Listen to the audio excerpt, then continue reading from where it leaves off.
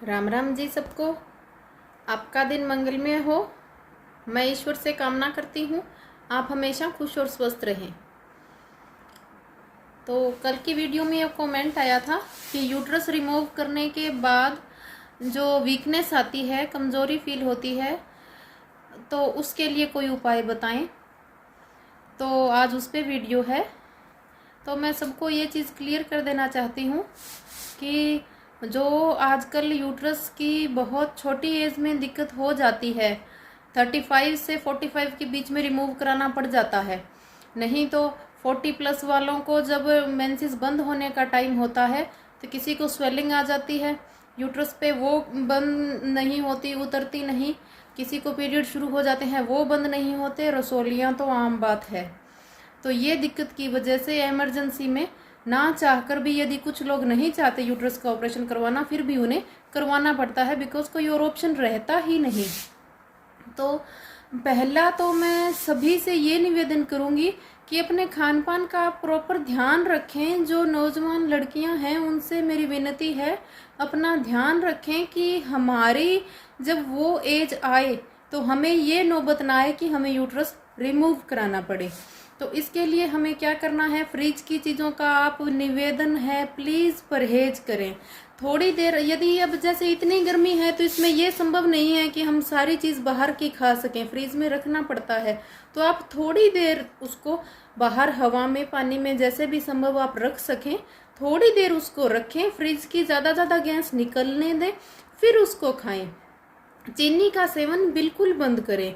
ये दो चीज़ें करें। बाहर का खाना बहुत कम करें, जैसे मैदे की चीज़ें हो गई और तले फले हो गए, फास्ट फूड्स हो गए। सभी से निवेदन है, इससे अच्छा आप नींबू पानी पिए, गन्ने जूस पिए, कुछ भी पिए। अच्छी चीज़ें फ्रूट खाइए आप। तो ये करें, अपना ध्यान रखें कि हमें वो नौबत ना आए, क्योंकि इसकी वजह से जब यूट्रस रिमूव हो जाता है तो आप सभी परिचित हैं भी, जो गंदगी है बाहर नहीं निकल पाती और वो अंदर गैस पैदा करती है, और वो गंदी गैस आगे 100 बीमारियां लेके आती है। तो इससे बचाव पहले ही अच्छा है, अपना ध्यान रखें।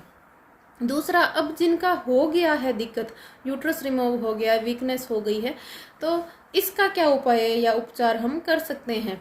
तो जब यूट्रस रिमूव हो जाता है तो ये नॉर्मल बात है कि गंदगी अच्छी तरह से साफ नहीं हो रही, वो अंदर गैस पैदा कर रही है। तो पहले तो हमें उस गैस को बनने से रोकना होगा। उसके लिए क्या उपाय है, सबसे अच्छा अदरक और सौंठ है जो गैस को रोक सकती है, बनने से बंद कर सकती है, बाहर निकाल सकती है। तो बाकी तो आपको जो नॉर्मल चीज़ें मैं बताती हूँ उनका तो ध्यान रखना ही है। तो थोड़ा, या तो अदरक का टुकड़ा आप मुंह में रखें, थोड़ी देर चूसें उसको, फिर थूक दें।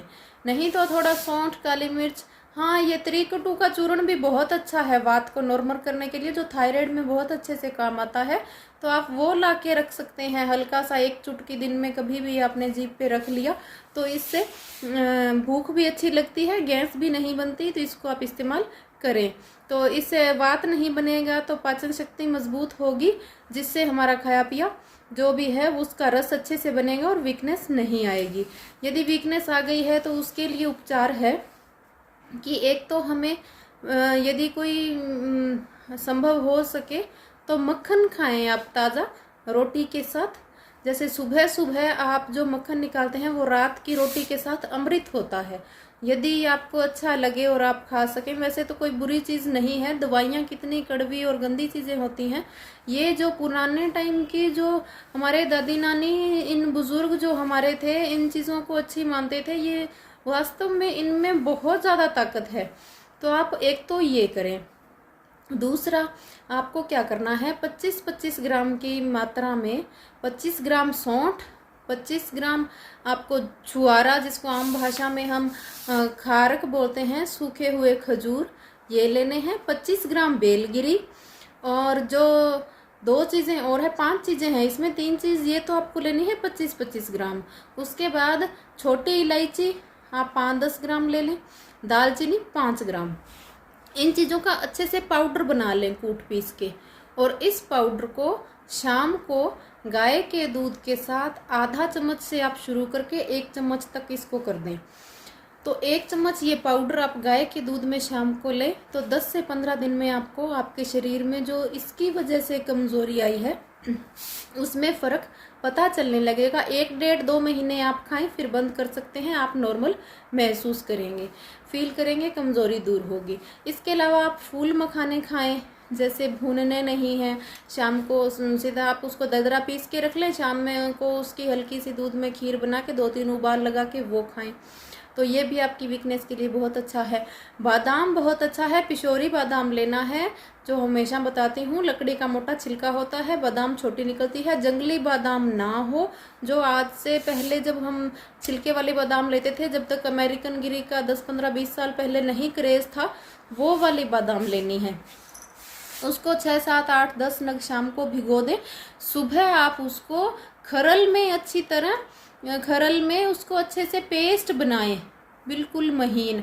यदि किसी को पथरी नहीं है तो वो सीधा उसको दूध में मक्खन में जैसे खा सकता है। यदि किसी को पथरी है तो उसको छान के पीना है, क्योंकि बादाम पथरी नहीं बनाता, बनी हुई को बढ़ाता है। क्योंकि जिसके पथरी है ऑब्वियस बात है उसकी पाचन शक्ति कमज़ोर है, और बादाम का जो कचरा है उसे वो पचा नहीं सकता, तो उसे छान के 2-3 बार अच्छे से कपड़े से उस पानी को आप पिए, तो ये बहुत अच्छा है वीकनेस के लिए।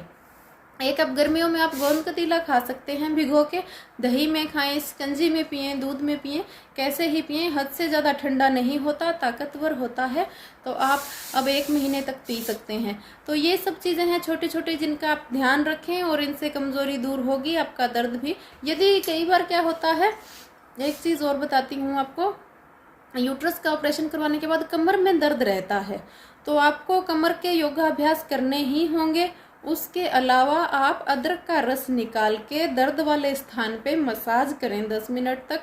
हल्की सी जलन होगी, बाद में आप उसको कपड़े से साफ कर दें, आधा घंटा 15 मिनट रख के, तो आप देखेंगे तुरंत दर्द में आपको आराम मिलेगा। 5 से 7 दिन आप करेंगे तो दर्द जड़ से ख़त्म हो जाएगा।